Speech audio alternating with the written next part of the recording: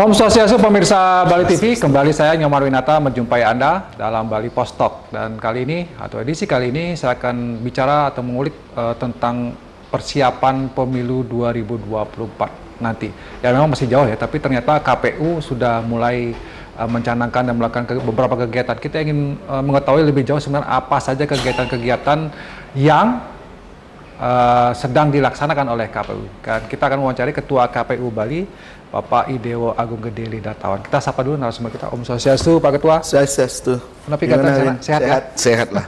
Harus sehat. Sehat ya? Karena pemilu yang paling akan menyita waktu dan tenaga kita harus sehat. Harus sehat ya. Dan proses atau pentahapan pemilu 2024 masih ya sekitar 1,5 tahun lagi ya katakanlah begitu. Sudah mulai persiapan sekarang ya Pak Ketua. Ya, jadi berdasarkan Undang-Undang 7/2017 itu jelas bahwa pemilu itu harus dilaksanakan selambat-lambatnya 20 bulan dari tanggal pemungutan suara.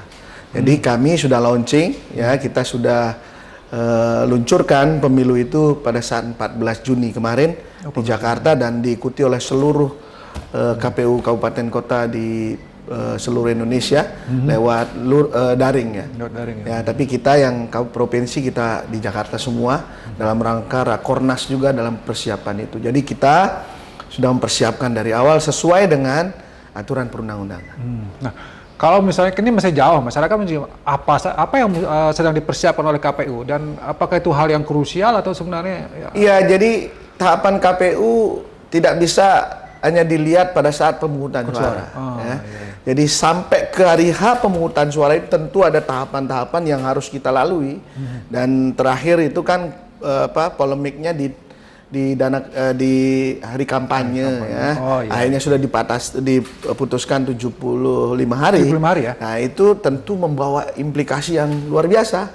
Jadi di perencanaan dan tahapan di awal ini, perencanaan, penganggaran itu sangat dipengaruhi oleh jadwal tahapan yang ditetapkan oleh kemarin dengan PKPU yang baru kemarin kita 75 tetapkan. Hari. Dari perubahannya dari gimana itu sebenarnya? Ya, kalau dulu udah 203 hari. Ya, sekarang diminta lebih efektif, lebih efisien. Lebih cepat lagi ya sekarang ya. Lebih cepat karena kita nggak ingin ada polarisasi kayak kemarin yang terlalu lama sehingga menyebabkan sesuatu yang notabene membahayakan bagi bangsa dan negara ini. Jadi itu dan kita sudah lakukan dan tentu kita sekarang menunggu anggaran saja. Ya, kemarin RDP kemudian dengan DPR RI Komisi 2 sudah dipastikan anggaran kita terpenuhi 76,6 triliun dan ini akan dibagi menjadi 3 tahapan tentunya. Tahapan pertama di tahun ini ada 8 triliun yang rencananya akan segera masuk ke DIPA kita. Nah, ini kita tunggu. Tapi semasih menunggu itu kita sudah siapkan semua ini. Jajaran kita rapikan. Karena kan yang pertama adalah aturannya dulu dibuat. Setelah itu kita siapkan orangnya, ya, baru yang lainnya. Ya, jadi kita harus bersiap-siap mulai dengan pengisian jabatan. Kita di Bali ini udah clear lah, ya. Seluruh penyelenggara di tingkat satker kita, kabupaten kota itu semuanya sudah clear. Jadi tidak ada lagi kasubag yang tidak ada gitu. Untuk ya, KPU, untuk ya di KPU-nya, ya, sekedar KPU. Karena itu sumber utama kita dalam menyelenggarakan pemilu ini. Kalau semua jabatan sudah terisi, kemudian semua staf kita udah siap, maka barulah kita tenang untuk melakukan kegiatannya. Setelah itu berisi anggaran, baru kita melakukan tahapan-tahapannya. Ini yang harus dipahami bahwa tidak bisa serta-merta dihitung hanya di TPS itu aja persiapannya ini. Apalagi nanti dengan 75 hari, ya kalau di Bali saya yakin lah masih bisa dilakukan ya.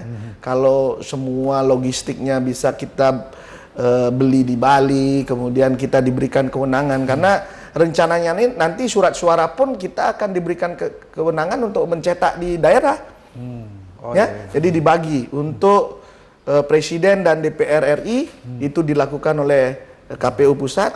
Kemudian untuk DPR provinsi dan DPD kita yang lakukan dan untuk DPRD kabupaten malah teman-teman kabupaten yang akan melakukan. Ya, dan tentu ini yang harus kita lihat dulu dari awal.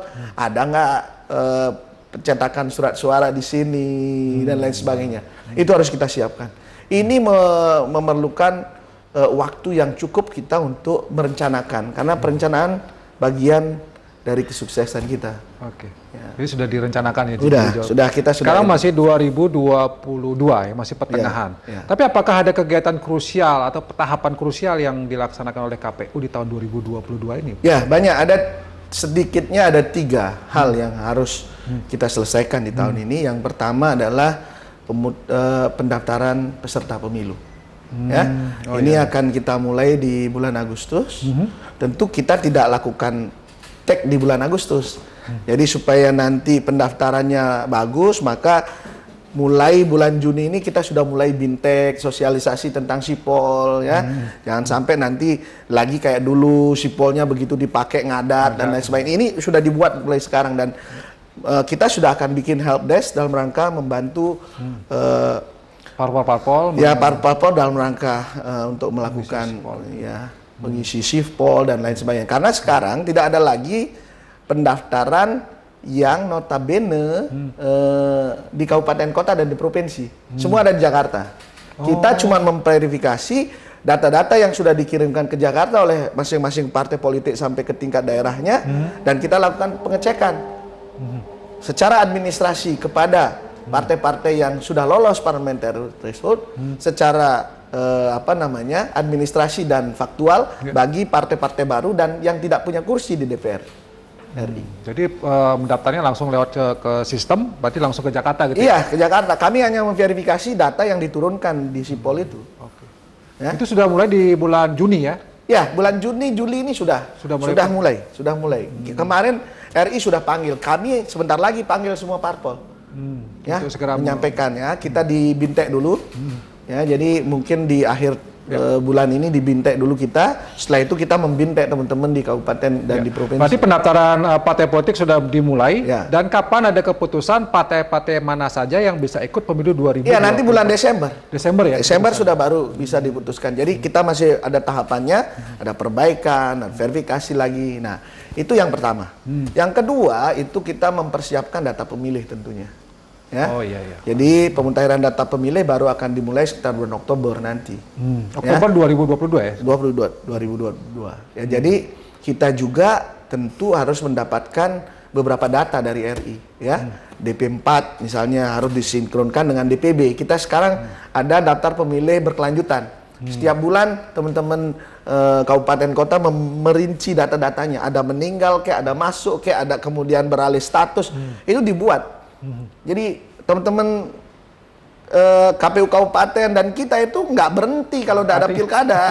Jadi masyarakat banyak mengira KPU tidak ada pemilu ya sudah nganggur gitu. Pemutahiran ini terus. Data terus ada ya. Terus sampai nanti ada DP4 turun disinkronkan, DPB kita dianggap sebagai data pemilu terakhir, disinkronkan baru diturunkan menjadi dalam bentuk DPS nanti, daftar pemilih sementara. Ini baru dilakukan perbaikan nanti, termasuk nanti ada coklit. Nah, ini yang saya mau rubah. Besok saya mau rapat dengan seluruh Dukcapil Kabupaten Kota dengan Provinsi, plus saya undang itu Pak Gubernur dan Ketua Komisi 1 masing-masing Kabupaten Kota dan Provinsi. Dalam rangka kita ingin memutakhirkan data penduduk kita sekalian gitu loh. Kita punya anggaran untuk coklit. Kenapa nggak bareng-bareng dengan Dukcapil gitu? Begitu ada temuan data ganda, data apa, udah langsung ditindaklanjuti gitu. Dan dibiarkan lagi sehingga terus berulang tahun ini data kita begini. Data yang karena terutama di Badung tuh yang kemarin hampir 41.000 yang kita pending, itu sebagian besar hampir 24 ribuan itu menurut Dukcapil tuh udah data sampah. Loh, terus gimana nanti kalau kita buatin TPS yang datang cuma 7 orang? Padahal orangnya nggak ada, alamatnya sudah hilang jadi landasan pesawat. Nah, ini kan tapi masih terdaftar, tapi masih ada, dan itu harus kita benerin. Termasuk juga yang lain-lain, yang terutama kalau di Bali itu nggak enak juga kita dengan dewoyang yang sudah ini semestinya harus di Rongtelu sudah meninggal tapi masih terdaftar pemilih gitu ya. Itu akan betul-betul nanti dicari. Ya, itu yang kedua. Dan yang ketiga itu adalah tentang kita rekrutmen penyelenggara tingkat ad hoc. Luar biasa kita ini. Kenapa? Karena hampir 40%-nya sudah 2 periode. Jadi kita harus cari yang baru. Maksudnya yang dari PPS, Iya, PPK, PPK, PPS dan KPPS. Itu memang nggak boleh ya, Nggak 2 boleh kali? lebih dari 2 periode, sama seperti KPU. Oh. Jadi karena ada aturan seperti itu, maka kita berusaha sekarang bagaimana merangsang generasi muda, teman-teman yang sudah kuliah atau apa untuk ikut bantu kita. Karena di KPU itu udah 17 tahun udah boleh kan. Beda lagi dengan teman-teman Bawaslu yang harus 25 tahun. Ya. Nah ini harus kita cari. Dan tentu kalau masih honorariumnya seperti dulu gitu yang kecil dan tanggung jawabnya besar, mungkin nggak ada yang mau gitu ya. Maka itu memang jangan salahkan KPU untuk meningkatkan anggaran dalam rangka itu. Memanusiakan manusia lah. Akan ada gitu. peningkatan anggaran Ya. atau honor katakanlah begitu ya, Honorarium untuk untuk dari PPK, PPS, PPS dan sampai KPPS. Berapa persen direncanakan? Iya, kemungkinan menurut rencana teman-teman adalah 3 kali lipat. 3 kali Artinya kalau enggak paling tidak lah di Naik ya, KPPS 1 juta gitulah ya, 2 kali lipat lah dari kemarin yang hanya 4,5 gitu lah dengan pekerjaan yang begitu berat. Iya, kemarin ya. luar biasa itu. Kemudian dan saya yakin sekarang juga sama beratnya, orang enggak ada perubahan dengan yang dulu. Sistemnya Gitu sama loh. ya. Apalagi sekarang ada pandemi lagi kan. Ini nambah lagi sebenarnya. Nah maka itu ya wajar lah 1 juta, kemudian di PPS mungkin 2 juta lebih lah sedikit, PPK 3 juta ya wajar lah. Dengan tingkat kerumitan, dengan pekerjaan dan tanggung jawab, saya yakin tidak terlalu besar. Nah maka itu mudah-mudahan ini juga sebagai pendorong ya, karena saya yakin orang juga melakukan itu karena semangat ngayahnya tinggi. Kalau dihitung-hitung dengan apa kerja di pariwisata ya mungkin beda jauh. Ya. Walaupun kita tahu. Nah ini 3 hal yang akan ini termasuk persiapan penyusunan dapil juga daerah pemilihan. Kayak 2 hal yang terpenting adalah yang pertama di dapil provinsi itu nggak bisa dirubah karena menjadi satu kesatuan dengan lampiran di Undang-Undang 7 2017. Yang bisa dirubah? Yang dirubah adalah di kabupaten kota. Ya misalnya ada 2 kecamatan sudah kursinya besar ya mau dipisah sepanjang dia memenuhi 7 prinsip pengelolaan dapil yang sudah kita tetapkan, saya pikir itu bisa. Jadi ada kemungkinan ada penambahan dapil di kabupaten kota gitu ya, Pak? Saya pastikan mungkin bisa terjadi karena pertama di Gianyar ya. Itu kan ada tambahan kursi lagi 5 karena penduduknya udah di atas 500 gitu misalnya. Jadi dia harus nambah lagi 5 kursi dan tentu ini akan menyebabkan terjadinya penambahan kursi di masing-masing dapil. Kemudian kalau ada dapil-dapil yang menyebabkan memang sudah layak untuk dipisahkan ya dipisahkan. Karena ada beberapa yang di Bali ini dapilnya masih gabungan kecamatan. Basisnya kan sebenarnya kecamatan. Ya. Tapi kalau itu bisa dilakukan dan memang layak untuk dilakukan, kenapa enggak? Dalam rangka pelayanan yang lebih baik. Karena kita tahu lah, kalau 2 kecamatan misalnya, pas rakyat ngundang di kecamatan A, dibilang DPR-nya di B, gitu kan. Sehingga nggak pernah ketemu nih dengan rakyatnya. Saya udah lakukan itu waktu di Bangli. Dapil Tembuku dan Bangli itu saya pisahkan, walaupun baru 11, ya 5 dan 6. Artinya apa? Tidak harus menunggu di atas 12 dapil kabupaten, tetapi kalau rakyat sudah mengendaki, teman-teman di DPR sudah mengendaki, kemudian semua pemerintahan juga mengendaki, saya pikir itu sah-sah saja untuk dimekarkan. Oke Pak Ketua, karena waktu ini, tapi saya memberikan kesempatan Pak Ketua mungkin yang menekankan kembali bahwa tahun 2022 menjelang dari pemilu 2024 apa saja yang mungkin Pak ingin Ketua sampaikan ya kepada apa namanya perangkat KPU kabupaten kota atau pada masyarakat menjelang kita pemilu 2024. Ya, jadi prinsipnya saya berharap warga Bali, mari kita laksanakan pesta demokrasi ini seperti tahun kemarin lah, waktu kita sudah hampir sekali target kita terpenuhi, tidak ada lagi yang melaporkan segala sesuatu di Bali ini ke MK ini, walaupun kemarin masih ada 1 lah dan itu tidak diperiksa tapi kita menang. Artinya apa? Kita harus bersiap-siap semua. Kami bersiap dengan jajaran kami untuk melayani Bapak Ibu sekalian, pemilih dan juga peserta. Tapi teman-teman pemilih juga harus mulai belajar mengetahui siapa kandidatnya, mana partainya. Kemudian teman-teman peserta tentu mempersiapkan diri. Jangan lagi berbuat curang, jangan lagi melakukan hal-hal yang notabene tidak produktif terhadap perkembangan demokrasi di Bali. Ya, intimidasi dan lain sebagainya. Udah hilangkan itu semua. Mari kita buat pemilu 2024 ini sebagai puncak kejayaan demokrasi di Bali. Supaya saya berharap target kami di Provinsi Bali itu tidak ada lagi yang melapor ke MK.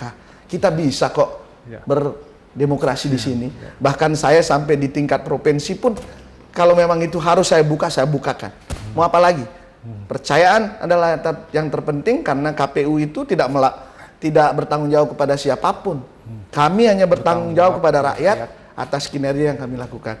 Itu pun harus disupport oleh Bapak Ibu sekalian. Saya pikir itu, dan jadikan ini sebagai tonggak bersejarah buat kita, bahwa di Bali kita bisa berdemokrasi dengan jauh lebih baik dari tempat manapun. Baik, terima kasih Pak Ketua atas penjelasannya. Sama-sama. Dan demikian pemirsa Bali TV, di Bali Post Talk kali ini kita sudah mendapatkan gambaran ya, walaupun masih jauh, ternyata persiapan sudah dimulai dari tahun 2022 ini sangat krusial juga persiapan. Dan terakhir, bagaimana partisipasi masyarakat mulai dari sekarang mempersiapkan diri untuk bagaimana berdemokrasi yang terbaik. Siapa tahu 2024 memang benar menjadi kejayaan demokrasi di Bali. Kita happy berdemokrasi dan idealisme kita juga bisa berjalan dengan baik. Demikian Bali Post Talk kali ini, saya ucapkan terima kasih atas perhatian Anda. Saya tutup dengan promo Santi. Om Santi. Om, terima kasih, sampai jumpa.